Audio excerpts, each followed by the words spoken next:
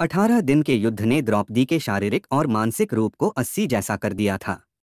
शहर में चारों तरफ विधवाओं का बाहुल्य था। इक्का दुक्का पुरुष ही दिखाई पड़ता था, अनाथ बच्चे दिखाई पड़ते थे। महारानी द्रौपदी हस्तिनापुर के महल में निश्चेष्ट बैठी हुई शून्य को निहार रही थी कि तभी श्रीकृष्ण कक्ष में दाखिल हुए। द्रौपदी श्रीकृष्ण को देखते ही उनसे लिपट कर रोने लगी। कृष्ण उसके सिर को सहलाते हैं और रोने देते हैं। थोड़ी देर में उसके सिर को सहलाते हुए खुद से अलग करके पलंग पर बैठा देते हैं।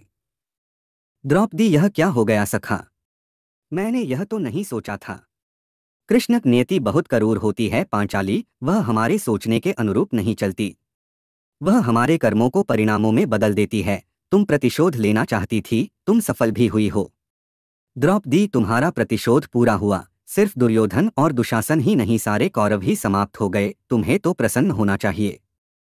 द्रौपदी, सखा, तुम मेरे घाव को सहलाने आए हो या उन पर नमक छिड़कने आए हो?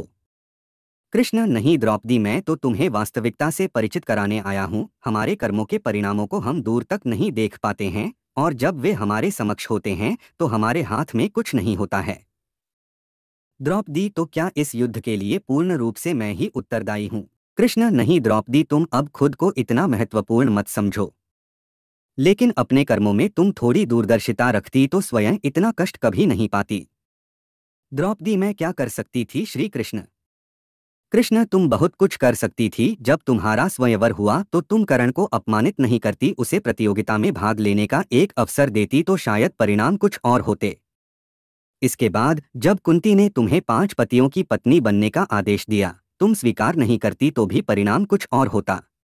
और उसके बाद तुमने दुर्योधन को अपमानित किया कि अंधों के पुत्र अंधे होते हैं, तुम यह नहीं कहती तो तुम्हारा चीरहरण नहीं होता, तब भी शायद परिस्थिति कुछ और होती।